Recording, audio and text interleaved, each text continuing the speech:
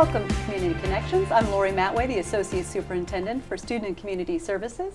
And joining us again today is Dr. Greg Savel from Myrtle Avenue Pediatrics, and he has two offices, one in Oldsmar and one in Clearwater.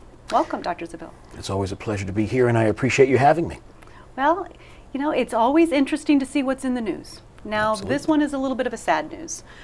We have talked in the past about getting your flu shot and the importance of it, Right. but now it's come a little close to home. A 21-year-old, seemingly extremely fit young man, getting ready to work with physical therapy and working out every day, dies from complications of the flu.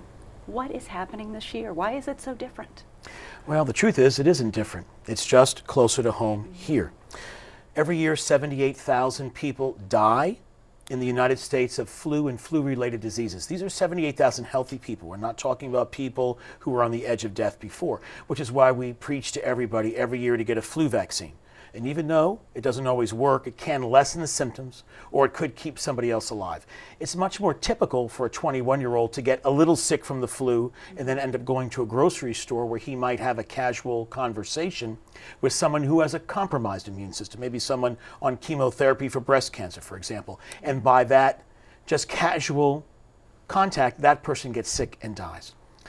I talked to a nurse today from a local large hospital, and there are 10 people right now on mechanical ventilators with the flu, and I expect that half of those may not make it.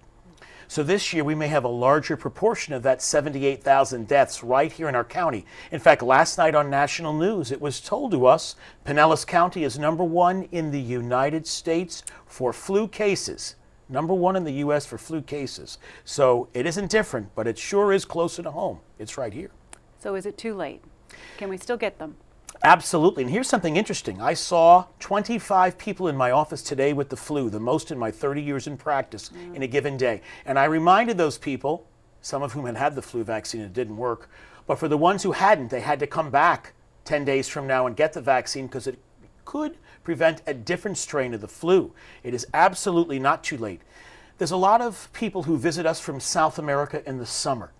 Their winter, our summer. Right. That means we have flu cases in Pinellas County in the summer.